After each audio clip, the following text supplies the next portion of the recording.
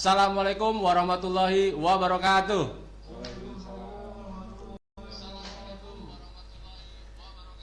Selamat malam semuanya. Salam sejahtera bagi kita semua.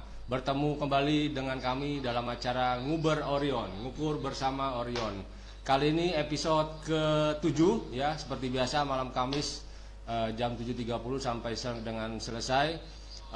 Yang kami hormati dan yang kami banggakan kepada para master dan para suhu serta rekan-rekan teknisi di seluruh Nusantara serta dunia ya. Terima kasih yang selalu setia menonton acara kami dan kebetulan malam ini sudah memasuki episode ke-7. Dan seperti biasa malam ini saya ditemani oleh Kang Budi ya, Kang Budi Estek. Kang Budi Estek ya, di depan saya sudah setia mempersiapkan bahan-bahan materi untuk malam ini. Dan tentu saja seperti biasa malam ini kami ditemani oleh Abah Denny. Assalamualaikum Mbah. Waalaikumsalam warahmatullahi wabarakatuh. Ya. Sehat terus ya Mbah ya. Alhamdulillah sehat. Alhamdulillah. Fisik sehat. Oke, dan untuk malam ini materi yang akan kami sampaikan masih berhubungan dengan episode sebelumnya, yaitu tentang micro USB 2.0. Nah, seperti apa pembahasannya? Silakan disimak dengan seksama dan sebaik-baiknya. Dan tidak lupa di sini nanti akan ada kejutan. Apa itu kejutannya? Semua pasti akan penasaran. Nah, ditunggu saja ya, terus disimak acara kami seperti itu. Oke, gimana Kang Budi malam ini? Apakah ada perubahan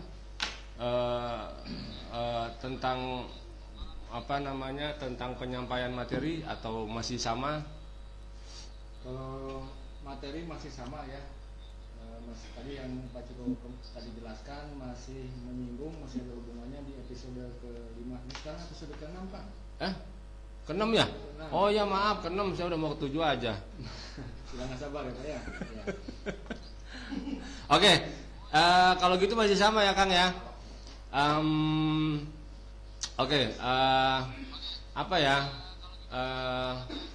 Nanti kita akan sedikit membahas tentang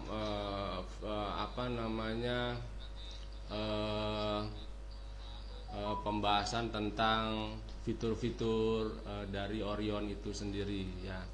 Dan nanti akan khusus disampaikan oleh salah satu orang penting gitu. Dan teman-teman pasti juga sudah pada tahu gitu. Jadi ditunggu saja. Oke, tanpa banyak basa-basi langsung saja pembahasan materi malam ini, micro USB 2.0. Sudah siap Kang? Insya Allah siap. Oke. Sekarang silakan disimak teman-teman untuk pembahasan materi ya. Akan disampaikan oleh Kang Budi. Silakan Kang. Terima kasih Pak Ciko. Bismillahirrahmanirrahim. Assalamualaikum warahmatullahi wabarakatuh. Waalaikumsalam warahmatullahi wabarakatuh. Ya, selamat malam buat guruku tercinta Abah Metrik ya. Terima kasih sudah bergabung kembali di episode yang ke-6 ini. Tidak bosan-bosannya setia menemani dan memberikan supportnya. Kemudian juga tak lupa saya ingin sampaikan juga ucapan terima kasih kepada rekan-rekan khususnya para pengguna. Yang pertama yang masih setia memberikan supportnya baik berupa share kasusnya ataupun yang lain-lainnya begitu ya. Di episode ke-6 ini masih pembahasannya tentang kategori micro USB 2.0 ya. Nah, pada kesempatan malam ini ada sedikit yang ingin saya sampaikan. Apabila teman-teman di sini melihat exe ya, RC yang ada di desktop ini gitu ya. Nah, ini ada perubahan. Jadi jujur selama beberapa hari ke belakang kami bersama-sama dengan tim banyak melakukan perombakan atau revisi dari khususnya kategori micro USB 2.0. Jadi diupayakan informasi guideline-nya itu sesuai dengan yang dijelaskan, informasinya yang didapat baik dari datasheet ataupun dari skematik diagram seperti itu.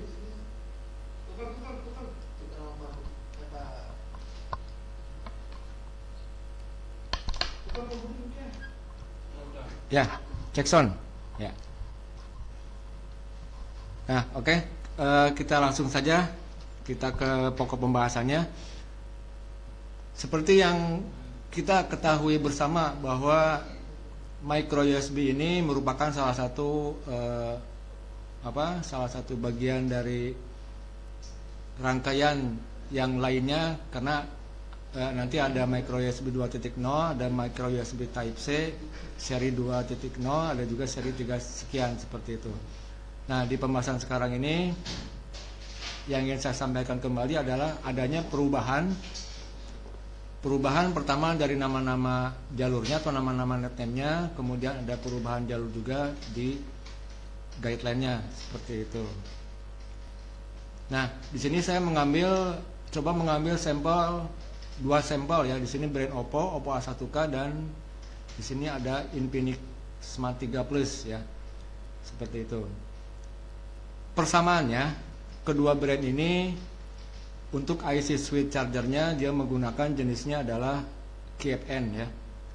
KFN seperti ini, jadi bukan jenisnya BGA. Dan di sini kode IC-nya adalah BQ25601. Tentunya ini persamaannya banyak ya. Seperti itu. Kemudian di Infinix Smart 3 ini, nah ini juga kebetulan sama ya, menggunakan IC switch chargernya BQ25601.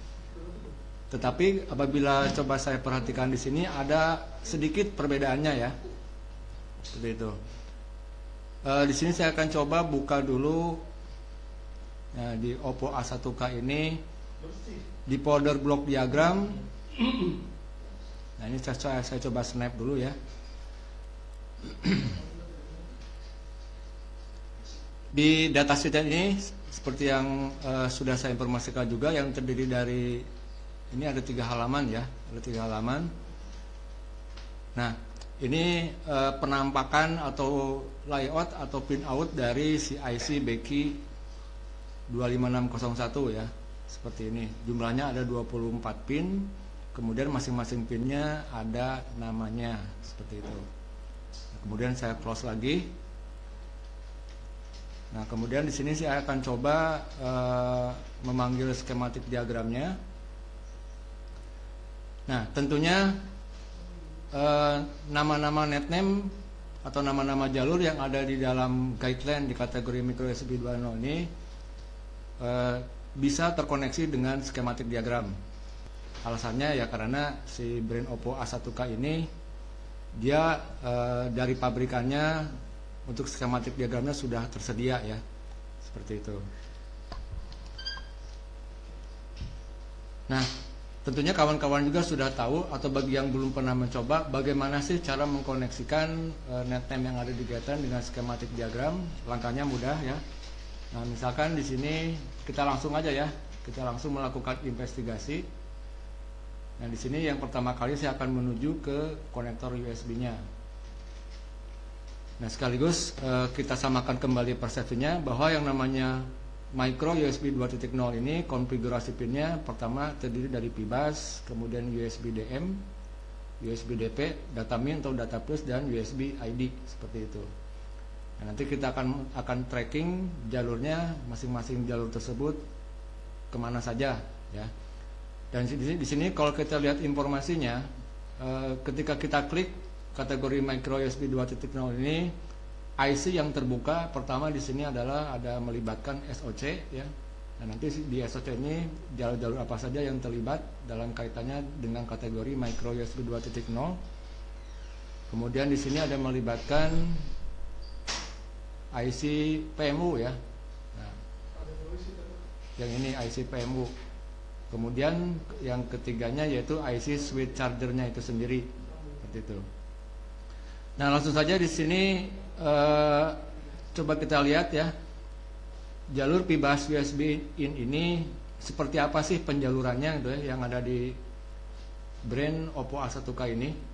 Nah, ini konektor USB-nya sebagai input awal ya. Keluar jalurnya namanya P-bus USB in. Nah, di sini kalau apabila kita perhatikan jalurnya paralel ya. Pertama ada yang masuk ke IC power management, ada juga yang masuk ke di sini masuk langsung ke IC switch chargernya itu sendiri ya. Nah, di sini ada 2 titik ya. Coba kita buka pin outnya. Nah, IC jalur P-bus USB in tadi dia terhubung di ini, kayak nomor pinnya adalah pin nomor 1 dengan nama pinnya adalah PAC, dan nomor 24 nama pinnya adalah P-bus. Seperti itu. Berarti di sini kalau kita perhatikan si jalur P-bus ini dari konektor charger dia tidak melewati yang namanya IC OPP, IC Upper Voltage Protector, atau ada sebutannya juga di skematik OVLO ya. Kurang lebih seperti ya Bah ya, Upper Voltage Lockout ya, OVLO ya, seperti itu. Nah, itu jalur P-bus yang masuk ke IC switch charger. Inilah arus dan tegangannya akan dikonsumsi ya. Nantinya akan ada proses buck converter. Nah, kemudian di sini IC jalur USB P-bus in yang masuk ke IC power management. Nah, di sini kalau kita perhatikan ini jalur USB P-bus USB-nya ketemu dengan resistor. Nah, kalau yang ke sebelah sini ini ketemu dengan resistor. Kemudian jalurnya masuk ke SOC, ke IC power management. Di sini dijelaskan jalur yang ini yang sebelumnya terhubung dengan P-bus USB in namanya adalah cas LDO ya. Nah, dia ketemunya di jalur di kaki ini, kita lihat di pin outnya. Nah, ini terhubung ke nomor pinnya R11, nama pinnya cas LDO ya. Seperti itu. Nanti kita coba diskusi ini maksudnya apa jalur cas LDO ini. Nah, kemudian jalur P-bus USB ini ya, yang ke kiri tadi cas LDO. Nah, sekarang yang ke kanan ini ada resistor juga ya, dipasang seri seperti ini. Nah, kemudian namanya di sini PCDT atau P-charge detect. Nah, kita cek di pin outnya nomor T11, sini nama pinnya PCDT. Nah, berarti hasil investigasinya di sini sesuai ya. P-bus USB in, di sini namanya PCDT dan nomor pin dan nama pinnya juga sesuai. Begitu juga yang cas LDO seperti itu. Nah, sekarang kita coba investigasi di skematik, masih di jalur P-bus USB in. Caranya di keyboard tekan kontrol kemudian tahan klik seperti ini. Nah, di sini ada informasi scroll to page. Nah, jika ini menyala berarti kalau kita scroll mouse kita dorong ke depan ini maka otomatis fungsinya adalah berpindah halaman. Tetapi kalau scroll page-nya ini kita matikan, kita dorong scroll mouse-nya ini otomatis zoom in, zoom out seperti itu. Nah, di sini yang ingin saya sampaikan adalah ini ngomong-ngomong panahnya nggak kelihatan ya di sininya. Panahnya coba saya klik enter. Sudah. Nah, ini tombol panahnya belum belum tampil. Tutup. Ya. Nah, kita bisa nanti kita tracking di sini ya.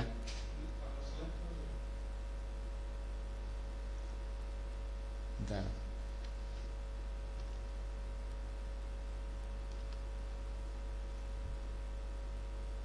Coba saya pindah dulu ke netname yang lain. Ya. Semua belum tampil ya.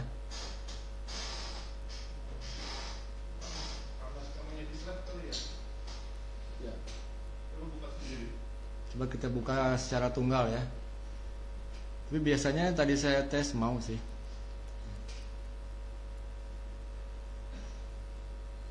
Ya. Oh ini ada ini ya, tampil. Oke, nanti kita coba investigasi ya.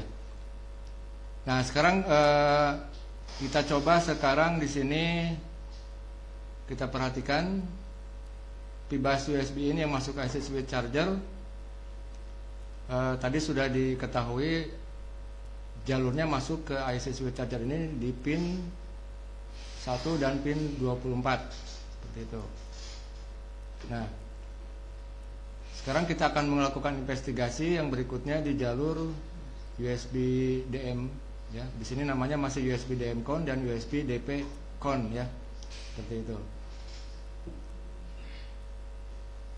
Nah, ini USB DP con ini kalau kita perhatikan di sini ketemu dengan IC ini. Ini profilnya USB switch ya.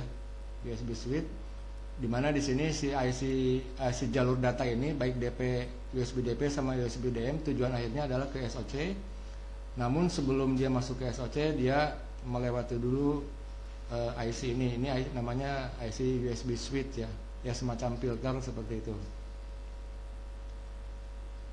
Nah di sini sesuai dengan namanya yang di skematik untuk yang jalur yang USB DP ini tadi sudah ada nama pinnya masuk di COM 1 dan ini COM 2 untuk USB DP ya, USB DM ya seperti itu. Kemudian di sini jalurnya outputnya yang ini barulah dia masuk ke SOC seperti itu. Yang ini USB DP coba kita cek. Nah, ini USB DP ya. Kemudian yang ininya USB DM. Nah, jadi sudah sampai ke SOC seperti itu. Kemudian yang USB ID-nya. Nah, kalau USB ID di sini kalau seperti yang kita ketahui juga sama, dia jalurnya langsung masuk ke SOC. Coba kita lihat nomor pin out-nya. Di sini namanya adalah ID DIG ya. Di pin AB27. Nah, jadi di sini untuk jalur datanya baik USB DM, USB DP ternyata sebelum masuk ke SOC informasinya dia melewati dulu USB switch ya. Seperti itu. Oke, untuk USB DM sama USB DP sama USB ID atau jalur data ini kepentingannya buat koneksi ya. Buat koneksi dengan secara software biasanya gitu ya. Ini sudah kita dapatkan informasinya, dia langsung masuk ke SOC. Nah sekarang kita masuk ke IC switch chargernya ini ya. Di sini sebetulnya apabila kita lihat di di datasheetnya ya,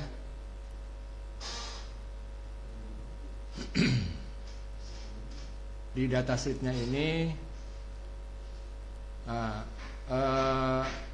nama-nama pinnya ini dia semuanya ada nama-nama pinnya. Cuman di sini saya sengaja yang berkaitan dengan switch charger ini informasinya yang dibutuhkan atau yang hanya perlu kita analisa adalah seperti yang tertera di sini gitu ya. Nah, ini nomor 1 adalah PIBAS ya, kemudian D+ sama D-min. Ini apabila kita cek di skematik ini jalurnya ini NC ya. Nah, kemudian di sini nomor 4 pin start juga di sini sama NC ya. Kemudian nomor 5 sama nomor 6. Nah, ini nomor 5 nama jalurnya SC5 dan SDA5. Ini adalah jalur yang dari IC switch charger nanti dia berkomunikasi dengan SOC seperti itu.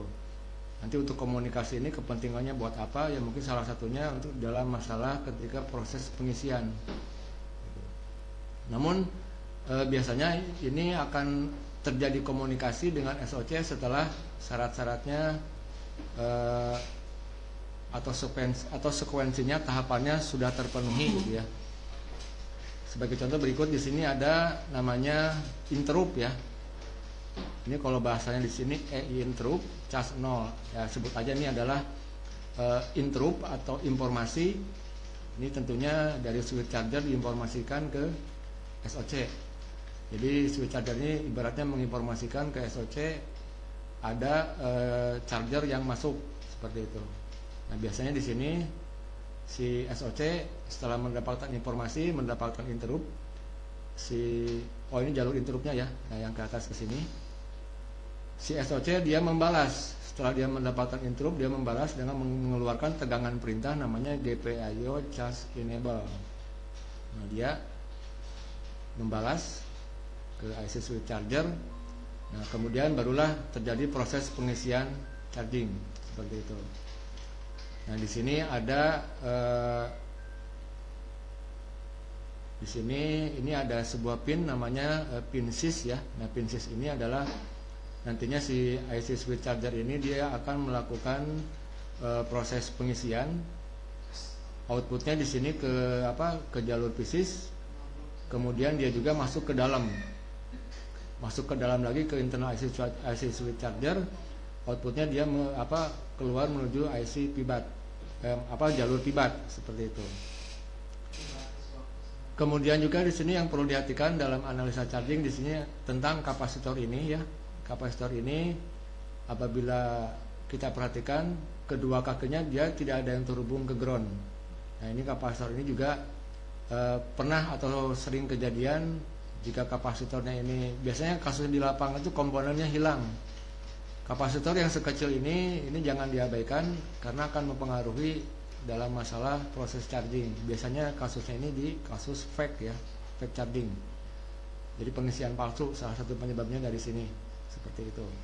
Ini kalau kemarin coba saya ukur, nah yang di kaki kapasitor yang ini yang terhubung ke IC ini nilai tegangannya sekitar 8 volt. Kemudian kaki kapasitor yang sebelah sini jika diukur nilai tegangannya sama dengan nilai tegangan PCS atau sama dengan nilai tegangan pibat seperti itu. Oke, kesimpulannya untuk di Oppo A1K ini tadi saya perhatikan untuk pibas USB ini yang masuk ke IC switch charger dia tidak melewati OPP ya atau Upper Voltage Protector. Tetapi untuk jalur datanya dia sebelum masuk ke SOC dia melewati IC USB switch seperti itu. Nah, sekarang kita akan coba pindah ke brand atau tipe yang lain. Di sini Infinix Smart 3 Plus ya. Ini IC switch chargernya sama-sama menggunakan jenisnya itu BQ 25601 seperti itu. Sekarang kita menuju ke konektor USB-nya. Nah, ini konektor USB-nya. Ini konektor USB-nya, formasinya sama. Ini pibas, kemudian USB DM atau data minus, USB DP, data plus sama ID DIG. Ini atau USB ID. Nah, ini konfigurasi dasar dari micro USB 2.0. Kita coba perhatikan jalur pibas ini apakah sama seperti tadi di Oppo A1K. Nah, ternyata beda ya. Dia sebelum masuk ke IC switch charger dia melewati dulu IC OPP seperti ini. Ini sayangnya pin outnya belum dibuat ya, tapi polanya sama lah ya seperti itu. Jadi setelah melewati IC OPP ini namanya di sini berubah. Perubahan nama ini sesuai dengan skematik ya. Tadinya pibas, kemudian namanya berubah jadi pibas OPP seperti itu. Terhubung ini nomor 1, ini nomor 24 nomor pinnya. Kemudian ini nomor 2, 3, 4 ini jalurnya NC ya. Nanti kita cek di skematik saja. Ini jalur I2C nya penjelasannya sama tadi dia masuk ke SOC ya. Nah, ini SDA5, SC5 gitu. Kemudian nah di sini ada interrupt ya. Interrupt dari IC switch charge ke SOC ya. Nah, ini. Kemudian di sini saya akan mengecek jalur pibas OPP ini perubahan dari nama sebelumnya adalah pibas. Ternyata selain masuk ke switch charger juga dia sama ya. Masuk ke IC power. Di sini ada si pibas OPP. Nah, yang ketemu dengan resistor ini ya. Kalau dua resistor ini, kalau penjelasan di sini kedua-duanya masih terhubung dengan jalur pibas OPP, namun resistor yang ini yang dipasang seri namanya berubah menjadi P-charge detect. Seperti itu. Kemudian untuk resistor yang ini, pibas OPP tadi namanya berubah menjadi charge LDO seperti itu. Nah, ternyata apabila saya perhatikan di sini untuk jalur bebasnya tadi perbedaannya dengan di Oppo A1K, kalau di sini dia melewati IC OPP ya. Berikutnya saya akan mencoba menginvestigasi jalur data plus sama data min ya, USB DP sama USB DM. Nah, ini jalurnya. Kemudian kalau kita perhatikan tujuan akhirnya dia masuk ke SOC ya. Sama seperti di Oppo A1K ataupun yang namanya jalur data untuk koneksi, kepentingan koneksi pasti dia berakhir atau berujung ke SOC seperti itu. Nah, di sini yang uniknya, di sini juga saya melihat penjaluran dari jalur USB DP dan USB DM ini ya. Nah, ini ada sebuah resistor yang dipasang seri seperti ini. Yang dipasang seri seperti ini berarti di sini si resistor ini dia memiliki hambatan. Kalau misalkan jalurnya disambung, biasanya nilai hambatannya 0. Ini kalau diputus seperti ini, berarti si resistor ini maupun yang resistor ini sama-sama dia memiliki nilai hambatan. Nah, kemudian di sini uniknya di sini si jalur USB DP sama si jalur USB DM ini. Nah, ini yang warna ini adalah jalur USB D-, yang hijau ini jalur USB data yang positif. Nah, ini kalau teman-teman perhatikan, sebelah kiri ini resistor yang dipasang seri, dan yang sebelah kanannya ini adalah kapasitor juga yang dipasang seri, seperti itu. Tentunya teman-teman di sini sudah tahu ya bahwa kapasitor itu, terutama nih yang kapasitor ini, yang namanya kapasitor di rangkaian mesin itu pemasangannya cuma ada 2 karakter, yaitu kapasitor yang dipasang seri seperti ini, dan ada kapasitor yang dipasang paralel ke ground. Banyak lah ya kapasitor yang dipasang paralel ke ground. Nah, biasanya yang seperti ini, kakinya yang satu nyambung ke ground, kaki yang satu terhubung ke jalur, mau jalur tegangan ataupun jalur apa gitu ya gitu. Ini contoh kapasitor yang dipasang paralel ke ground. Nah, ini ada kapasitor yang dipasang seri. Tentunya di sini teman-teman juga tahu ya bahwa kapasitor yang dipasang seri ini dia bukan tegangan analog yang bisa melewati kapasitor seri ini, tapi berupa gelombang ataupun data. Makanya di sini nama jalurnya adalah USB DP sama USB DM. Dialah jalur yang hanya bisa melewati kapasitor yang dipasang seri. Dan biasanya kapasitor yang dipasang seri ini bisa kita temukan juga di rangkaian audio ataupun di rangkaian signal. Seperti itu. Karena fungsinya adalah melalukan data atau melalukan gelombang. Karena ini adalah jalur data ya. Nah, kemudian ternyata kalau yang kiri ini si resistor ini ya perannya adalah ini menghambat arus gitu ya. Jadi ini arus data USB data plus, yang kanan jalur arus USB data minus, kedua-duanya arusnya dihambat. Nah, kalau si kapasitor yang dipasang seri ini arus ataupun datanya dia dilalukan oleh si kapasitor ini, seperti itu ya. Barulah dia masuk ke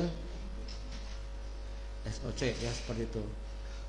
Jadi di sini kita mendapatkan informasi ini, saya temukan di Infinix, ternyata jalur datanya dia melewati sebuah kapasitor yang dipasang seri gitu.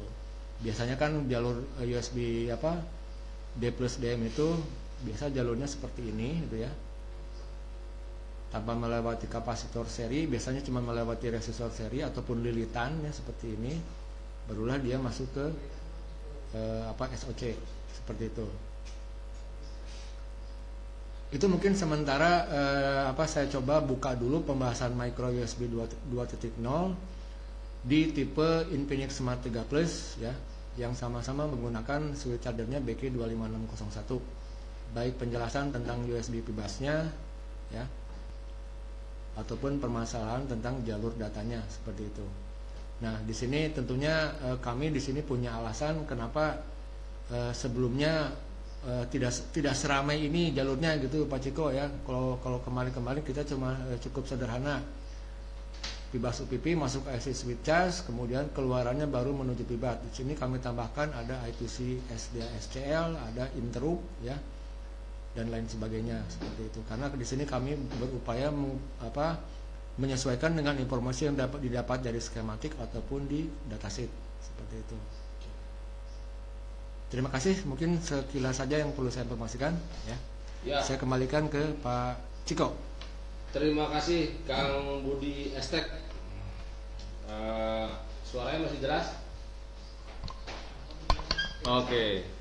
Jadi di sini tadi sudah dijelaskan ya untuk rangkaian dari Infinix Smart 3 ya untuk kategori micro USB, dan memang ada sedikit perubahan ya, untuk NAND ya, ada penambahan, dan di sini bukan asal hanya menambahkan saja. Jadi kita semua berdasarkan data official yang dikeluarkan oleh prinsipal atau dari pembuat chipset seperti itu ya. Jadi insya Allah keabsahan dan kebenarannya bisa dipertanggungjawabkan. Oke. Untuk selanjutnya mungkin bisa diminum dulu Kang Budi. Saya lihat tadi udah agak kering tenggorokannya, jadi Minum dulu Pak. bisa diminum dulu. Dan untuk teman-teman di sini yang baru bergabung ya, yang baru mengikuti di acara kami episode ke-6, alhamdulillah wa syukurillah malam ini pesertanya ya, peminatnya lumayan banyak ya, dan terus bertambah dari episode setiap episodenya, dan mudah-mudahan atas dukungan teman-teman semua acara ini akan selalu menjadi lebih baik seperti itu. Untuk selanjutnya apakah saya mungkin mau bertanya dari ke Abah, apakah mau disampaikan disambung untuk materi ini, atau bisa kita lanjutkan untuk materi selanjutnya? Mungkin tadi yang disampaikan bisa ditambahkan juga sama guru Abah Metrik gitu ya, atau mungkin diulang kembali tentang apa itu cas LDO, kemudian cas detect, interrupt ataupun cas enable. Kemudian tadi ada ini saya juga baru menemukan tentang jalur data yang melewati kapasitor seri seperti itu. Ini saya coba panggil lagi ya Pak ya. Ya, bismillah, alhamdulillah malam ini masih kita tetap eksis untuk bisa mengedukasi para rekan-rekan teknisi. Kita di sini sama-sama belajar ya, kita di sini sama-sama membahas pekerjaan kita. Nah, tadi luar biasa Kang Budi sudah menyampaikan mengenai USB dan penjalurannya mulai dari awal sampai akhir. Nah, perlu diketahui bahwa USB ini kan sebagai ada dua kepentingan utama, yaitu untuk penyuplai sumber tegangan ke perangkat yang lainnya atau saling interaksi, dan untuk jalur komunikasi transfer data. Nah, ada yang menggunakan tadi di Infinix Smart 3 ya, menggunakan di sana meletakkan khusus di jalur D- dan D+ nya menggunakan komponen dengan posisi seri. Di sana kapasitornya seri, resistornya seri. Ya, itu tidak mungkin Kang Budi sengaja tampilkan malam ini karena mungkin polanya tidak terbiasa seperti rangkaian USB lainnya, begitu kan? Ya. Nah, ini sebelum saya lihat banyak antusias, ini ada pertanyaan-pertanyaan, saya kembalikan lagi bahwa mengapa USB juga mungkin kenapa ini beberapa hari ini tim ISTEC membahas mengenai jalur USB micro versi 2.0 ini. Perlu diketahui oleh rekan-rekan ya, karena hal apa lagi yang bisa dilakukan oleh teknisi ketika pertama kali mendapat ada customer yang datang ke kita itu dengan kondisi misalkan ponselnya di sini bermasalah mati total. Otomatis teknisi di sini tidak langsung main bongkar, apalagi ponsel-ponsel sekarang itu kebanyakan sudah built-in, artinya semua sudah harus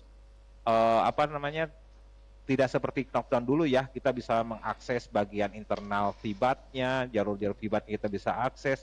Tapi untuk ponsel-ponsel sekarang itu rata-rata menggunakan sistemnya covernya itu built-in ya, semua tertutup. Jadi apa yang hal pertama dilakukan oleh teknisi, yaitu dengan cara mendeteksi menggunakan via USB. Ya, USB itu mudah diakses. Kenapa? Ya karena itulah jalur untuk pertama supply tegangan dari perangkat charger ke ponselnya. Dan dari USB ini sebetulnya bisa menjadikan barometer, ya walaupun tidak akurat sebetulnya. Ya, betul, Tapi Pak. minimal teknisi bisa ada dua alternatif. Pertama, menghubungkan ponselnya dengan charger yang menggunakan display current meter, itu jauh lebih baik. Ini bisa melihat ada 3 kemungkinan yang bisa didapatkan oleh teknisi pada saat pertama datang ponsel dengan kondisi mati total menggunakan jalur USB ini. Pertama, saat dihubungkan kita bisa lihat berapa konsumsi arus yang dikonsumsi oleh perangkatnya saat terhubung pertama kali dengan sumber tegangan. Nah, ada 3 hal yang bisa diambil. Pertama, ketika tidak menunjukkan konsumsi arus. Ini bisa diartikan bahwa jalur supply tegangan dari USB atau VBus ini tidak bisa masuk ke rangkaian. Begitu. Nah, di jalur VBus ini tapi kita bisa lihat nih, misalkan USB current meternya itu tidak menunjukkan hal yang ekstrim, misalkan lampunya jadi mati atau misalkan jadi panas chargernya. Nah, seperti itu. Misalkan hanya ditampilkan saja nilai konsumsi arusnya 0. Nah, itu diartikan bahwa tidak terjadi interaksi atau tidak terjadi koneksi antara sumber tegangan dengan perangkat mainboardnya. Ini bisa dikategorikan bahwa ini bisa jadi putus jalur. Keduanya, ketika terjadi konsumsi arus berlebih, ya, konsumsi arus berlebih. Tapi rata-rata kalau misalkan ada jalur yang short dan rangkaiannya itu normal, artinya normal ya, shortnya short biasa setelah USB charger, itu biasanya hanya menunjukkan nilai yang rendah. Ya, rendah. Kenapa? Karena nanti ada proteksi. Ya, ada proteksi. Nah, ini yang perlu dijelaskan juga, Kang Budi. Kemudian yang ketiganya yang ekstrim, yaitu ketika dihubungkan itu lampu USB current meternya itu langsung mati. Ya, itu berarti ada short di jalur VBus utamanya. Itu paling banyak gitu ya. Nah, itu yang pertama kali kenapa malam ini Kang Budi selalu membahas mengenai USB, karena inilah yang pertama bisa dilakukan oleh teknisi untuk mendeteksi awal sebelum melakukan bongkar, begitu. Minimal terkoneksi secara melihat berapa konsumsi arus yang akan dikonsumsi oleh rangkaian atau ponselnya. Yang kedua yaitu dengan cara detect. Kenapa di sini kita mengakses tadi jalur D-min dan D+, karena USB mempunyai fungsi untuk komunikasi atau transfer, walaupun itu ada yang secara dikatakan ya menuju ke periferal biasanya, ya bagian-bagian interface di device-device yang lain. Nah, itu ya betul. Itu D-min D+-nya itu juga ada pengaruhnya juga gitu. Apakah si ponselnya ini masih bisa terdeteksi PC atau tidak? Begitu Kang Budi. Jadi jalur D-min dan D+ ini juga dimanfaatkan oleh para teknisi ketika mengakses ponselnya ini masih bisa dideteksi atau tidak keberadaan SoC-nya. Tadi sudah disampaikan oleh Kang Budi bahwa jalur D-min dan D+ ini melalui switch USB atau tidak, dia akan mengakses bagian internal dari SoC. Begitu. Walaupun serial itu ya, itu rata-rata serial Kang Budi. Karena dari D-min D+ itu biasanya kalau melalui USB switch itu akan di convert dari USB to serial. Begitu kan? Ya. Nanti ada yang D-min D+, DPDM, kemudian nanti ada UART ya. RXT, RXD begitu. TXD sama RXD. Nah, itu nanti ada yang pakai USB switch. Jadi kenapa ini perlu dibahas dulu supaya para teknisi sebelum melakukan langkah-langkah yang apa namanya? Ekstrim ya. Misalkan langsung main bongkar begitu kan, minimal kan kita sudah bisa mendeteksi dari awal, oh ini masih bisa terakses. eh Pertama yang bisa diambil oleh teknisi adalah ketika dihubungkan pertama kali ponsel dengan sumber tegangan VBus atau dengan travel charger atau USB 6 port atau produk skematik, yang dilihat juga nanti akan ada respon dari ponselnya. Biasanya pertama dihubungkan, getar, kemudian akan tampil gambar. Nah, itu bisa dipastikan bahwa koneksi USB dengan mainboardnya bagus, begitu kan, Kang Budi ya? Betul. Nah, ya, jadi bagus sekali dibahas sama Kang Budi di sini ya mengenai jalur USB ini. Sebetulnya USB yang di micro itu juga ada 3 jenis, Kang Budi, 20, 30 sama 31. Betul. Ini juga Ya. nanti ini sebetulnya akan berbanding dengan kenapa ada seri 20, 30 sama 31. Itu nanti ke transfer rate datanya. Kalau yang 20 yang sekarang ini dibahas itu 480 Mbps itu kecepatannya gitu kan. Ya, betul. Nah, kalau yang 30 itu sudah sampai 5 giga itu bisa Betul. sebetulnya USB Type ya. C ya. Ya, 3.0. betul. Betul. Nah, jadi ini ada kaitannya memang perlu dibahas untuk para teknisi ya. Jadi ada jalur USB yang memang terkoneksi dengan switch charger, itu D-min dan D+-nya ada yang juga tidak diaktifkan.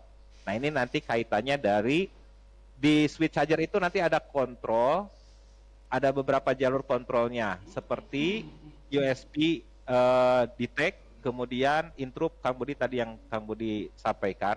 Betul. Ya. Kemudian charging status juga Kang Budi. Selain IDIO ya tadi ID digit gitu kan, digital. Ya. Nah, itu. Ya, tadi ada sedikit yang meluruskan saja, itu konsep di smartphone USB ini biasanya VBus-nya akan selalu terhubung dengan over voltage protection ya. Itu biasanya yang dimanfaatkan adalah sebuah transistor FET ya. Itu over voltage protection-nya dan lalu dia bisa masuk ke SMB atau IC charger. Kemudian untuk jalur tadi D-min dan D+-nya jika dimanfaatkan sebuah kapasitor yang di notabene dia seri, tapi dia juga tidak seri langsung ya Kang Budi, dia ada seri terus nanti di atasnya pakai shunt resistor. Betul, ya. Nah, jadi ada dua kemungkinan, itu variasi atau konfigurasi komponen gitu kan. Ya. Kalau dipasang hanya kapasitor seri saja, itu tidak akan ada transfer rate murni, nggak ada Kang Budi. Ya, betul. Ya, tidak akan transfer rate murni karena memang harus diikuti dengan ersannya tadi. Kalau salah satu ersannya terputus, ada gangguan pada saat komunikasi data. Itu aja Kang Budi. Ya, ini maaf nih, Bah. Nah, ini sudah saya tampilkan. Ini contoh jalur USB DM sama USB DP. Ya, Nah, itu yang di shunt. Betul. Ya. Silakan ditambahkan. Nah, ini agak kurang diperbesar Kang Budi. Nah, ya diperbesar itu. Cukup? Diperbesar. Belum, entar, Abah perbesar dulu di sini. Oh, Nah, ya. itu kan. Nah, itu bukan murni resistornya kapasitornya seri, Kang. Itu tidak murni karena memang di combine dengan secara paralel dengan resistor. Betul. Kalau memang yang namanya data ini kan yang di ponsel ini bukan sinusoidal tapi dia square wave ya, gitu kan. Nah, ini juga salah satunya supaya ada, kenapa harus dikonfigurasikan dengan resistor dan kapasitor gitu kan. Yang jelas jalurnya harus selalu terhubung Kang Budi. Betul. Ya. Kalau jalurnya tidak terhubung tidak ada koneksi lah nanti. Betul. Boleh coba gitu, ganggu resistornya aja. Ya. Ya kan?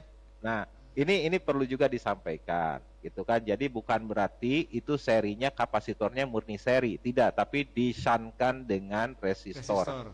Ya, Disamkan. betul. Kalau resistornya terganggu itu transfer rate itu terganggu juga. Begitu Kang Budi. Ya. Mungkin bisa memberikan masukannya, Bah, jika ini resistor kan pada umumnya itu kan kerusakannya itu dia tuh pasti putus Putus, ya, Bah ya. putus. Nah, Kalau seri mungkin di putus, sini bisa ya. diinformasikan tindakannya apakah harus diganti atau misalkan kita jumper. Sebagai contoh di sini R6404 dia nilai hambatannya sebesar 55,1 ya, Bah ya, Ya, bukan kilo seperti itu. ya, ya, Ini hampir nyambung kalau diukur. Apakah tindakannya betul. harus kita jumper atau kita ganti? Seperti Nah, itu. oke, bagus. Sebetulnya dua komponen ini tidak terlalu bermasalah ketika misalkan ini kasusnya misalkan kita resistornya terputus ya. Nah, ini tidak usah dicabut kalau kata saya ya, tidak usah dicabut, Betul. tapi buatlah misalkan ini kaki resistornya dua seperti itu kanan kiri ada timah kan. Nah, itu nggak usah dicabut resistornya, kasih timah lagi, terus hubungkan langsung dengan menggunakan kabel bekas handsfree yang paling bagus. Kabel handsfree ya, Pak ya? Ya, kabel handsfree paling bagus. Kenapa? Kabel handsfree itu coba aja gini aja. Betul. Ponsel kita masukkan radio, nggak pakai handsfree, nggak bakalan bisa radionya aktif. Kenapa? Kabel handsfree itu upstream, ya. Jadi itu kalau dibuka, dikupas, kabelnya selain lentur, dia terbungkus dengan email. Nah, itu sangat bagus lagi kalau misalkan ada kasus di jalur ini terputus, jumperannya pakai kabel bekas handsfree. Dari satu handsfree yang 15.000 itu bisa sampai ribuan ponsel itu bisa dipakai. Sama Ya, satu lagi itu. ini tambahannya, Bah. Maaf. Ya. Ini kan kapasitor ini intinya dia ya sebut saja dipasang seri di jalur data. Kalau tidak salah juga tadi saya sebutkan ada juga kapasitor seri selain di jalur ini kita sering temukan juga di rangkaian audio ataupun signal. Mungkin Betul. Abah Betul. bisa memberikan tambahan atau mengomentari gitu ya, silakan. Ya, betul. Kapasitor seri nah ini di sini alhamdulillah ya. Mengenai kapasitor sendiri, yaitu komponen pasif yang dimana dirangkai dalam sebuah rangkaian mempunyai posisi ya seri dan paralel. Betul. Pada umumnya, jika dipasang seri, sudah jelas bahwa komponen tersebut tidak akan bisa melewatkan bentuk apapun selain signal atau gelombang. Betul. Karena pola dasar misalkan pola dasar listrik atau arus, dia membutuhkan media yang selalu terhubung. Sedangkan kaki kapasitor jika dipasang seri, antara tujuan dengan sumber itu tidak terhubung langsung. Itu kan? Ya. Nah, jadi sifatnya jika kapasitor dipasangkan seri, itu mostly atau pada utamanya itu dipakai untuk rangkaian pelalu gelombang atau melewatkan gelombang.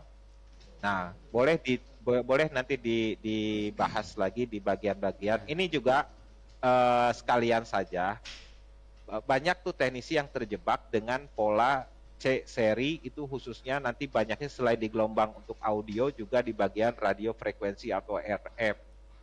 Ya. Nah, itu kalau ya. Bang, ya. maaf potong ya. Mungkin Ya. satu lagi ya. Kira-kira menurut saran pendapat menurut Abah sendiri ya. Kita sekarang ke ini, Bah, ke IC OPP. Apakah ini Ya. sebutannya OPP atau sering di skematik saya menemukan tulisannya itu OVLO. Ya. Upper voltage lockout. Nah, intinya Ah. apakah ini kan sering rusak Ini. juga. Ini. Apakah diganti Ini. atau bagaimana gitu. Ini Kang Budi.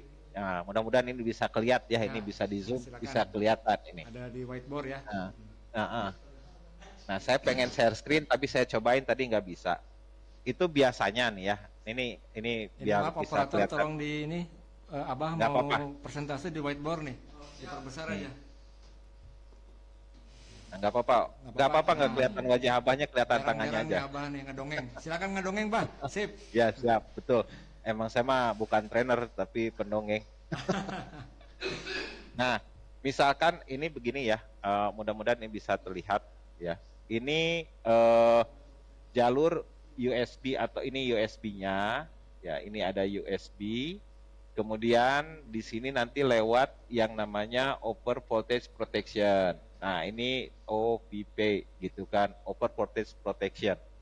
Nah, di UPP-nya ini sebelum masuk ke sini ya, ini 5 volt tetap bisa masuk ke sini, tapi biasanya dipakai divider. Nah, Ya, ini resistor divider. ya divider di sini, dan inilah tadi ada istilah OVLO ya. Nah, jadi di divider inilah ada OVLO. Di sini ada R1, kemudian di sini ada R2. Nah, di sini misalkan yang pakai USB 2.0, misalkan di sini kan rata-rata 5 volt, begitu kan? Ya. Ya. Betul kan? Rata-rata 5 volt untuk input V-busnya. Nah, Ini saya kemudian bantu juga di skematiknya ya, Bah ya. ya, silakan. Nah, nanti di sini pun ada R1, R2, ada istilah OVLO. LO ini over voltage lockout ya. Lockout. Ya. Ya, betul. Over voltage lockout. Nah,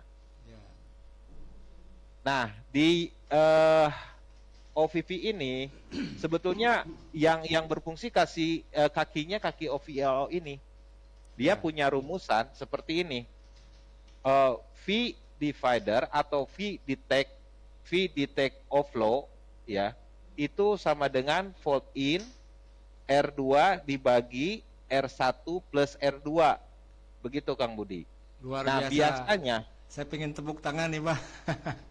ini udah banyak nih. Ini misalkan 5 Rumusnya volt. keluar. Ya, memang harus teknisi harus bisa menghitung ini gitu kan. Nanti ada istilah fast charge, itu kan support spark charge, itu bagaimana dengan offload-nya gitu kan. Tegangan inputnya bisa 5 volt, 9 volt, 12 volt, bagaimana dengan offload-nya ini gitu kan. Nah, ini kan rata-rata orang nggak mau pusing, cabut IC-nya langsung jumper aja gitu. Di fast charge nggak bisa. Ya. Coba aja kalau di fast charge.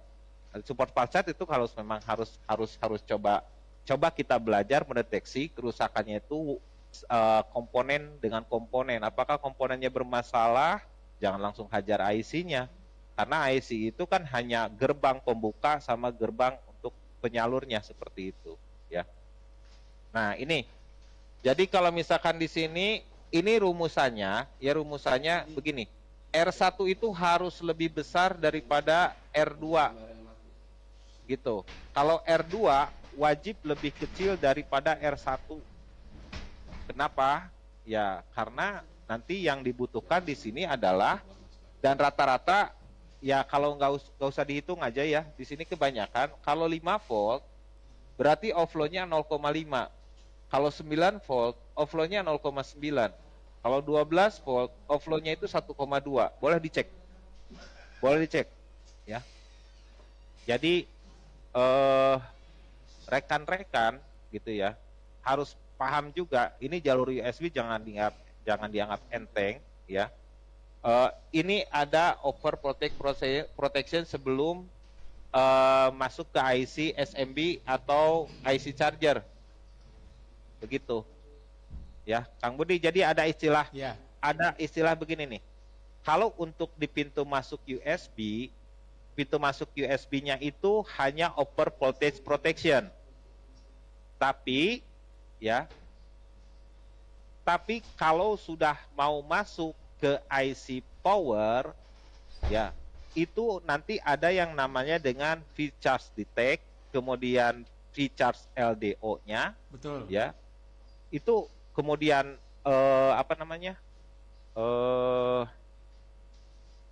ya pokoknya tidak langsung jadi langsung prosesnya charging seperti itu gitu kan. Betul, ada tahapan sekuensinya ya, Bah ya. Ada sekuensinya, kemudian juga itu di IC power itu ya sebetulnya yang berhak membuka proses pengisian itu tetap IC power Kang Budi. Walaupun intinya ada IC charger.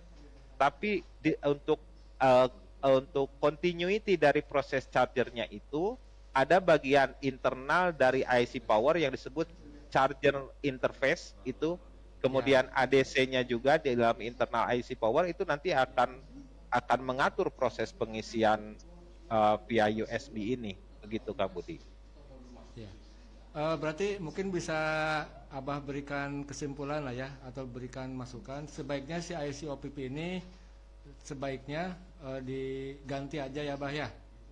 seperti itu. Bagusnya kalau untuk ponsel yang support fast charging atau auto switch charging gitu Ya. kan. Makanya kenapa di sananya juga kan saya tidak setuju kalau selalu menyebutkan ini charger, IC charger, IC charger. Bukan. Untuk Betul. tipe-tipe smartphone sekarang itu bukan IC charger sebutannya. Kalau zaman dulu seperti HP Cina itu boleh disebut IC charger. Tapi untuk saat ini tolonglah gitu belajar sedikit kita gitu kan menyesuaikan betul. dengan perkembangan teknologi, jangan anti teori gitu kan. Betul. Tetap kita juga harus belajar di sini. Karakteristik dari OVV itu bukan seperti OVV zaman ponselnya dulu, bukan. OVV untuk saat ini adalah OVV yang sudah punya auto switch. Ya. Di sana auto switch. Jadi OVV-nya bisa 5 volt, bisa 9 volt, betul. bisa 12 volt. Nah, itu kan harus dipahami juga Kang Budi. Di sini yang menjadi kunci daripada kenapa si OVV-nya bisa memproteksi proses pengisian ya ketika terjadi over voltage, yaitu konfigurasi dari 2 buah resistor yang dipasang pull up dan pull down atau dikatakan konfigurasinya divider. Begitu Kang Budi. Ya, oke.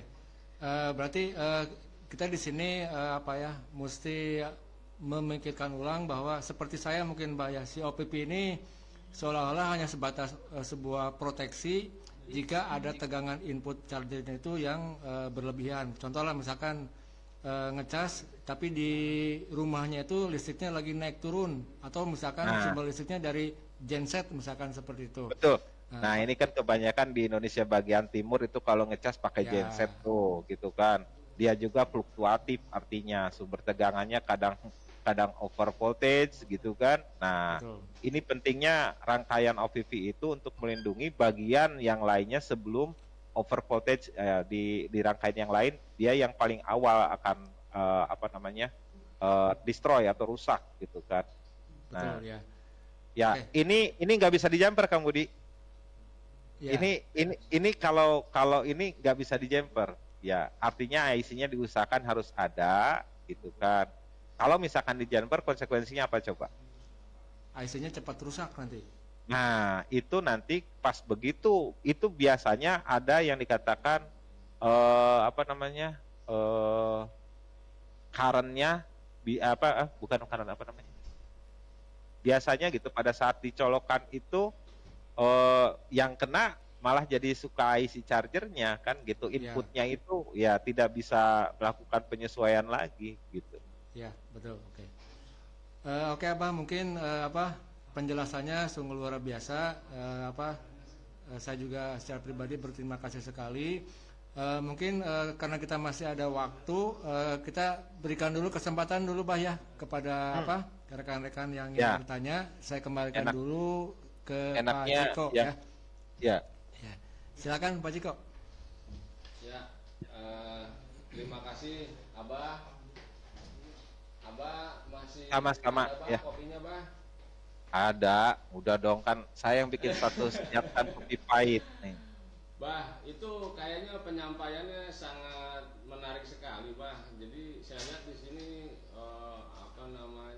pengunjungnya makin ramai nih, Bah. Gitu. Ya, amin. Alhamdulillah, Bang.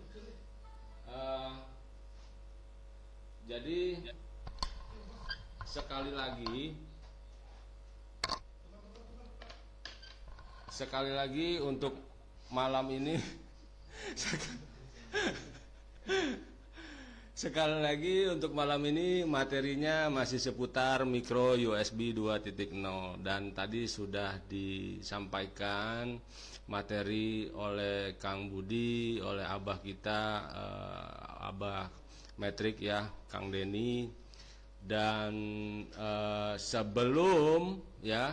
sebelum saya surprise ya.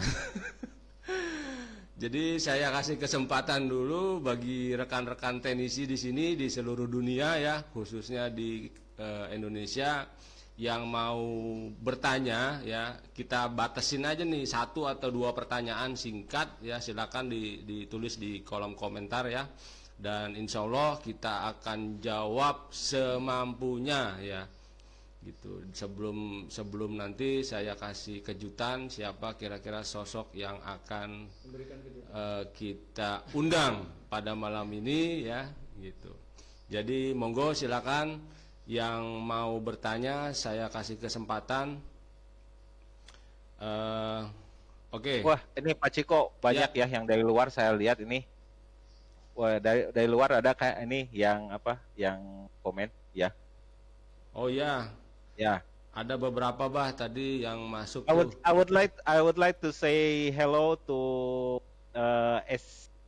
Istek schematic user from another country or from abroad. Oke. Yeah. Uh, yeah. I would like to say hello, and if you want to ask something about the case from smartphone, you can ask me, and I'm the one of Istek schematic team, so you can ask me if there's any problem, and I with my pleasure I will help you every case in smartphone. Okay. Oke. That's all. Ya, Halo. thank you Abah. So thank you for the other country from the overseas ya. Yeah. Have a visit in this our talk show tonight, and soon or later we hope we can create at the same event, same talk show in your country that you can understand. And anyway, sebelum lidah saya keserimpet ya, karena minumnya juga teh manis anget, jadi kita lanjutkan memakai bahasa Indonesia. Iya. Oke. Kan ada yang asking itu subtitlenya pakai English katanya begitu kan? Wah, wait, wah, ada there is a guy, Ronald Trigos. Thank you bro. It's you are watching, join with our talk show tonight. Ronald Trigos, thank you. Wah, Ronald Trigos. Oke, sebelum masuk selanjutnya ke bintang tamu, bukan bintang tamu sih ya, apa ya? Ya adalah pokoknya ya. Ada yang mau bertanya silakan tulis di kolom komentar ya. Sebelum saya panggil ya. 3, 2. Ayo, silakan.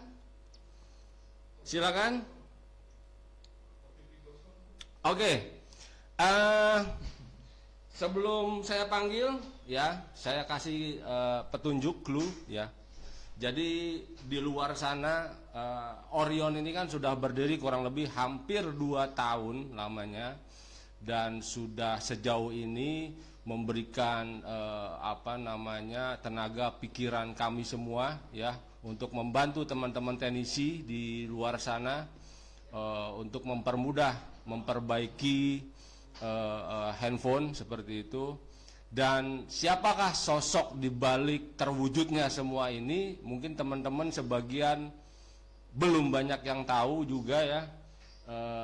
Jadi saya mau saya mau undang, silakan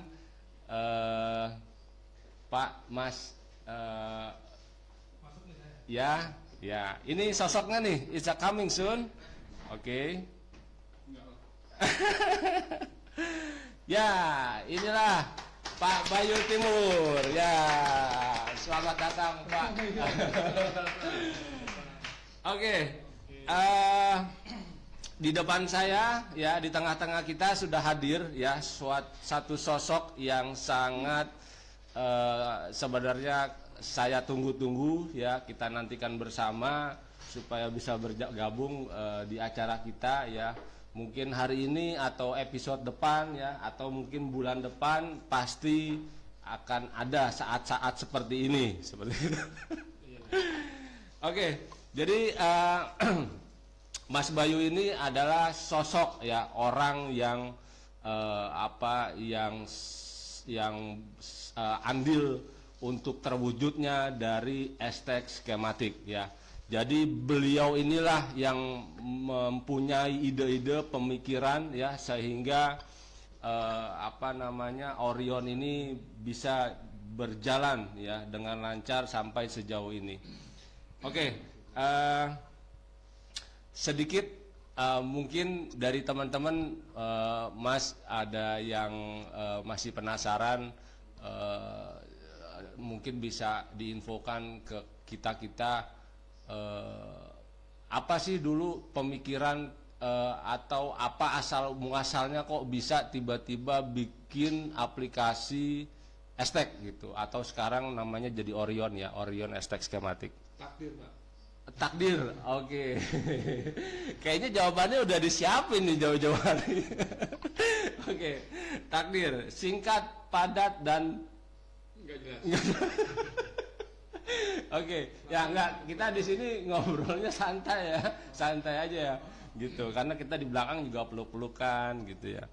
Jadi, oke, pertanyaan yang kedua ya. Kan di luar sana ya, dari teman-teman teknisi, aplikasi ini, aplikasi serupa ya, itu juga banyak dan kita bukan menjadi yang pertama, dan mereka selalu menjudge bahwa Orion atau Estek ini itu hanya ikut-ikutan gitu. Iya. Ikut-ikutan aplikasi yang lain seperti itu. Nah, sebenarnya apakah iya seperti itu? Apakah apa yang membuat beda dari yang lain itu? Iya, betul. Silakan Mas. Iya, betul. Memang awalnya sih iseng. Memang harus diawali dengan iseng biar nantinya jadi serius. Nah, sekarang sudah ke level yang lebih serius sih. Ya udah. Lihat ke kamera, Pak. Udah. Ya lumayan lah, udah 1 tahun lebih ini kan sudah membuktikan diri, konsistensinya, update-nya. Ya, kita juga terus berusaha lah untuk tetap bisa kasih kontribusi ke komunitas, ke industri yang juga membesarkan kita kan, gitu. Oke, terima kasih Mas Bayu. Nah, pertanyaan yang ketiga Mas. Jadi untuk apa namanya, untuk fitur-fitur ya, fitur-fitur daripada Orion ini ya, itu kedepannya ya, kedepannya apa ide-ide ya atau planning ya untuk penambahan fitur daripada Orion Estek Skematik. Mungkin bisa dikasih sedikit aja ya kan, 10 biji gitu, bocorannya 10 biji. Nah, supaya teman-teman nih bisa ya paling nggak bersemangat lah ya, atau menjadi lebih yakin untuk selalu menggunakan Orion seperti itu. Kira-kira apa Mas fitur-fiturnya? Fitur ya dari awal sampai sekarang kan fiturnya juga sudah bertambah terus ya. Udah banyak perubahan, udah ada yang Orion ini kan jenisnya kan hybrid nih, sudah campuran antara desktop software sama web base nih, udah campuran nih. Kalau fiturnya ya nanti mengikuti perkembangan, bocorannya sih paling apa ya? Mesti dibocorin. Jangan ditambah lagi ntar. Dikit aja, dikit Iya, aja. iya takutnya nanti ini jadi Promise Paradise gitu kan.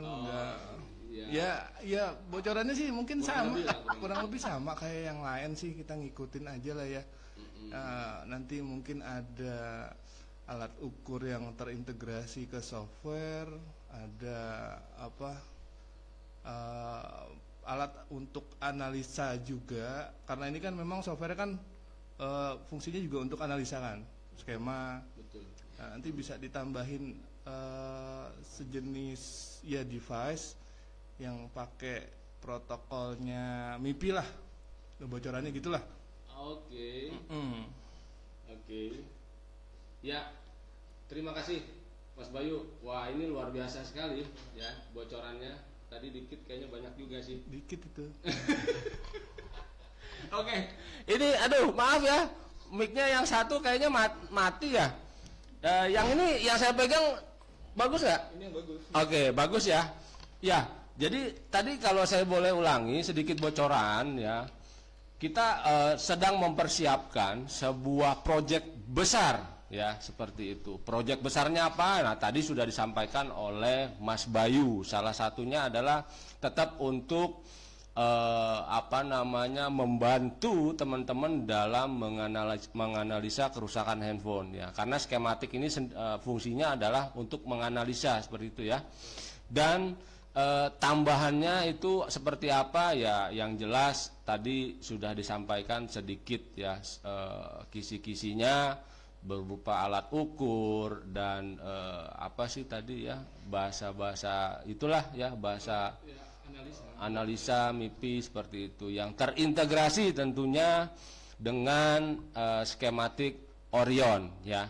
Jadi silakan ditunggu, ya, teman-teman, minta doanya, ya, dukungan supaya bisa terwujud segera, ya, terwujud segera, dan teman-teman bisa terbantu, ya. Sebut inilah Orion Lover loh, ya. Orion Lover, oke, lover or lover nih? Oh, lover. Oke, ya. Pertanyaan penutup, ya. Ini mau jelasin yang ini yang apa? Oke. Operator. Jadi ada sedikit penjelasan oleh Mas Bayu tentang salah satu fitur, ya, di Orion, ya. Kan kemarin teman-teman sempat ada sedikit masalah dalam membuka aplikasi Orion, ya. Dan kami mengarahkan untuk teman-teman bisa merubah settingan channel, ya, dari pengaturan di pojok kanan atas itu ada mode preview dan stable seperti itu, dan hanya kita, ya. Sombong banget sih, Bapak. Oh, bukan. Oke, jadi silakan Mas Bayu untuk dijelaskan, Mas. Oke. Coba jelasin sedikit soal ini, ya. Mana dia? Di sini. Ini merupakan bentuk komunikasi yang agak lama sih, bentuk komunikasi antara developer dan pengguna. Nah, ini sudah ada kalau di Windows itu dari 2015, ya, di Windows 10 itu udah ada namanya Windows Insider. Nah, jadi channel yang ada di sini nih antara preview dan stable. Secara default nih, ini terset stable. Stable ini artinya ya sudah di versi ini, di versi latest terakhir. Nah, kalau yang preview, nah ini sama seperti Windows Insider. Jadi nanti bisa terima update lebih cepat ketika ada update, tapi ini masih versi yang rentan bug. Seperti Insider sama. Nah, ini kan kalau default kan stable. Ya. Nah, preview ini buat yang mau terima update lebih cepat, tapi resiko ada bug, bisa segera lapor, ya. Ya sama seperti Insider lah. Oke, terima kasih Mas Bayu, dan sekali lagi di sini ada istri saya yang juga bergabung, entah apa gerangan bisa sampai kepikiran. Selamat malam Suci Pratiwi, ya, yang setia selalu menunggu saya pulang, ya. Dan jangan lupa satenya disisain. Oke, apakah ada pertanyaan dari teman-teman yang mau disampaikan? Bisa langsung bertanya ke Mas Bayu, ya, mumpung ada di sini, ya, karena ya saya sih berharap, ya, Mas Bayu ini akan tampil sendiri khusus episode khusus, ya, pembahasan materi khusus, ya. Yang saya tahu beliau ini adalah ahlinya ahli, core of the core Android, seperti itu. Kalau kata saya, gitu, ya. Jadi insya Allah nanti saya akan buatkan sesi khusus sendiri, ya, untuk Mas Bayu, ya. Betul. Setuju. Coming soon. Ya, Bah ya?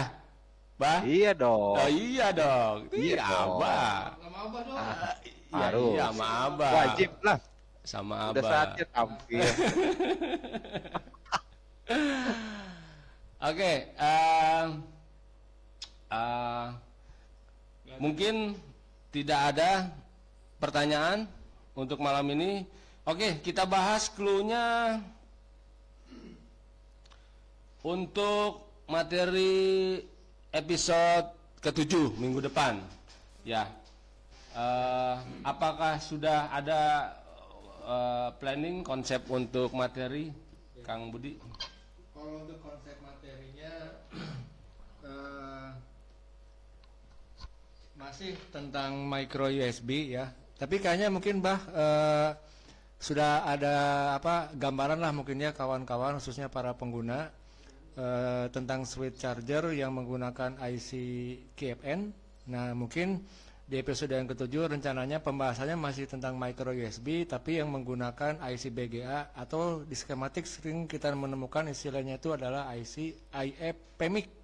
Ya, Bah ya? Ya, betul. Seperti itu. Betul, Nah, integrated udah langsung sana. Ya, seperti itu. Jadi nanti bagaimana profil karakter di IC switch charger yang jenisnya atau sebutan namanya itu adalah IF PMIC. Seperti itu. Itu mungkin Pak Ciko ya, masih di micro USB. Oke. Ya, ini Kang Budi, ya insya Allah kita kan memang harus istilahnya sistematis ya. Kita juga sebenarnya kita pengen bahas masalah SoC atau CPU, bahas RAM, bahas itu. Apalagi ada Kang Bayu sekarang ya tambahannya kita bahas di memori gitu kan. Itu. Jadi memang harus sabar. Jadi ikuti terus acara ini dan mudah-mudahan ini bisa konsisten begitu ya acaranya. Ya. Amin, biar- Bah. Insya Allah, Bah. Ya itu satu lagi nih biar supaya pengguna istek juga tambah banyak. Ya jangan lupa harus ada tim supportnya di teknis. Begitu ya, Kang Budi. Oh, ya. Saya siap bantu. Makanya tadi saya bilang siap bantu untuk para pengguna istek jika ada kasus boleh tanya inbox ke Abah gitu. Terima kasih Abah. Insya Allah. Luar biasa, Ya. Bah. Alhamdulillah, Bah. Alhamdulillah. Studi kasus langsung kontak Abah juga bisa ya. Ya, untuk studi kasus silahkan bisa inbox ke saya ya via Facebook boleh atau pakai ke nomor WhatsApp 0821 2005 2002. Jadi Masya nanti ya ini reward juga buat yang memang rajin nonton live-nya Nguber Orion ini ya kita juga harus support dong. Mereka sudah meluangkan waktu untuk Betul, Bah. bisa Betul. nonton acara ini selain untuk mendapatkan ilmu secara penjelasan ya kita juga harus bisa menunjukkan bahwa kita bisa support secara teknisnya juga begitu. Insya Allah, Bah. Insya Allah. Kalau saya siap bantu untuk rekan-rekan yang memang ada kasus silakan aja inbox Facebook saya atau tadi boleh via WA begitu sebagai bentuk apresiasi reward dari saya pribadi untuk para viewer dari acara Nguber Orion ini. Begitu Pak. Wah, Ciko. luar biasa, Bah. Terima kasih, Bah. Sama-sama. Biar Roadshow juga ya, Mbak? ya. Roadshow, ya benar roadshow Pak. Iya kan. Udah deal kan itu kalau masalah itu. Cuma masalahnya kan kita belum bisa tatap mukanya. Gitu kan. Kalau untuk planningnya itu kan memang udah deal. Ayo. Ya, insya Allah, Bah ya. Terrealisasi, Ya. Bah, itu, Bah, segera, Bah. Insya Allah Oke, siap. di sini waktu menunjukkan jam 9 ya. Jadi untuk materi mungkin kita akan konsisten dalam acara Nguber Orion. Jadi maksudnya materi itu akan disampaikan bersambung ya, continue dari episode ke episode lainnya. Supaya apa? Supaya teman-teman bisa belajar secara utuh tanpa terpotong-potong. Jadi nggak misalkan lompat-lompat aja, misalkan materi episode ini belum selesai lompat lagi, besok lompat lagi. Jadi ya agak susah ya pemahamannya nanti. Jadi ini anggap aja kayak sekolah aja gitu, kayak sekolah aja. Besok masuk Oh, pembahasannya ya sama aja, masih bersambung juga gitu, seperti itu. iya. Jadi berharap, Rapot aja. iya betul. Nah, Ini Pak Ciko, ya, Pak Ciko, ini izin dulu nih. ya, Mumpung ini nih, saya lihat viewernya tadi sempat naik, kemudian drop lagi, gitu kan, naik lagi. Nah, supaya bisa konsisten, ya itu tadi. eh Jadi diharapkan dari yang ikut acara ini, khususnya nanti kenapa kita bahas ini dari pintu awal, ya nanti dari FIBAT, kemudian dari FIBAS, tujuannya apa? Kebanyakan kasus mati total itu adalah proses yang tidak dipahaminya bentuk pengubahan DC to DC ya Kang Budi, itu ya. Kemudian pendistribusian DC to DC setelah dikonvert. Nah, jadi ini istilah-istilah ini yang memang harus diperkenalkan ke rekan-rekan. Jadi stay tune di acara ini. Sabar sebentar kita kupas, tapi secara sistematis begitu. Betul. betul sekali, Bah. Betul sekali. Dan terima kasih Abah ini banyak sekali membimbing kita ya, memberi masukan. Wah, supportnya sangat luar biasa sekali. Oke. Sebelum kita tutup ya acara malam ini, ada tambahan, Bah, dari Abah, dari Mas Bayu atau dari Kang Budi?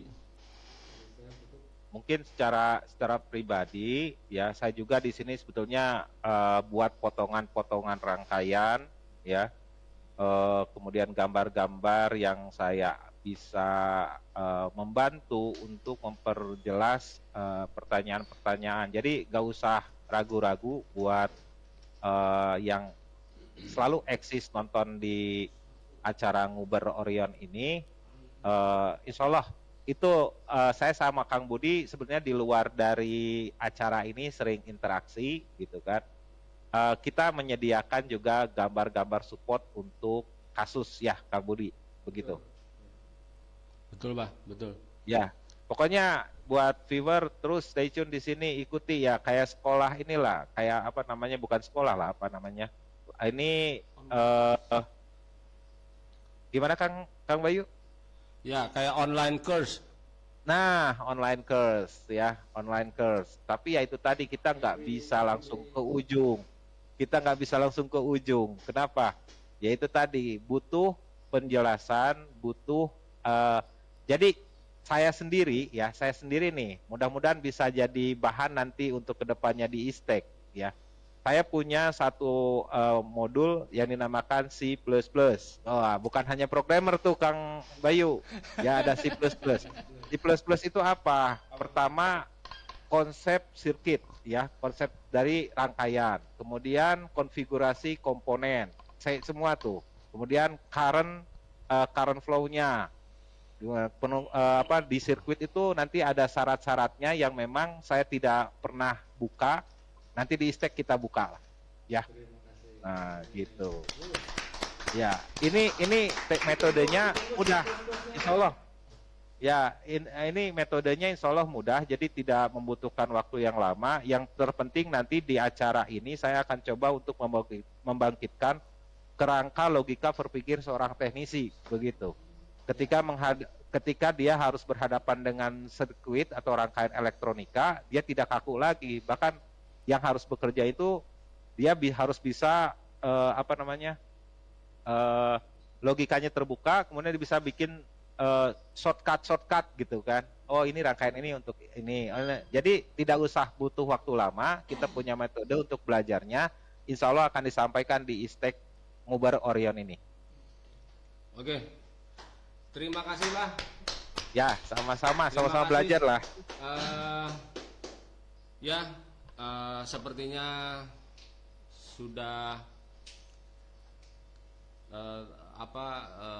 larut malam. Sudah jam Ya, 9 bisa sampai subuh lebih. kita. Jadi mungkin kita sudahi saja episode malam ini, episode ke-6. Terima kasih Abah. Semoga Abah sehat selalu Dan terima kasih sudah selalu mensupport kita, mensupport kami di sini. Dan terima kasih Mas Bayu Sama-sama Pak Ciko. atas kehadiran malam ini, dan mudah-mudahan akan selalu seperti ini. Oke, siap. Terima kasih Kang Budi ya, yang setia selalu menemani saya. Dan mohon maaf jika ada penuturan tutur kata yang kurang berkenan ya, yang kurang baik, dan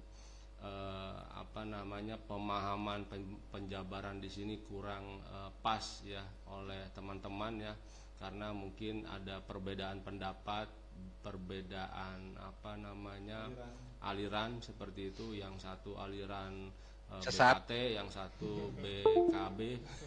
Apa sih? Ya intinya di sini kita Sama-sama belajar lah. hanya mencoba men-sharing ya, memberikan sedikit ilmu kita yang apa yang kita tahu ya, dan mudah-mudahan sangat bermanfaat ya, berguna bagi teman-teman semua di sini. Oke. Sampai di sini ya acara malam ini. Kita berjumpa kembali dalam episode ke-7 ya, setiap malam Kamis ya, malam Jumat jam 7.30 sampai dengan selesai. Terima kasih. Wabillahi taufik wal hidayah. Mungkin buat rekan-rekan yang pengen nyoba versi 3738 pindah channel aja. Oke. Sudah dapat ya? Bentar malam. Oke. Ada info ya bagi teman-teman, saat ini kan the latest version itu masih versi 3737 ya, dan malam nanti jam 00 kita akan mengupload versi terbaru 3738 ya.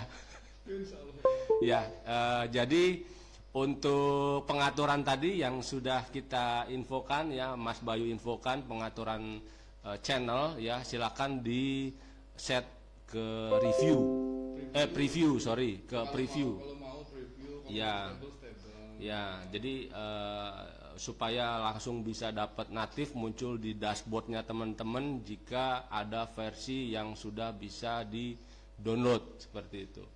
Oke, sekali lagi saya sampaikan terima kasih buat teman-teman semua. Kita berjumpa lagi di episode ke-7 minggu depan. Wabillahi taufik wal hidayah. Wassalamualaikum warahmatullahi wabarakatuh. Orion lapor ya?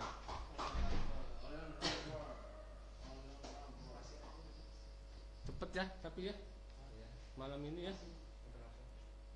Tapi dia ngedrop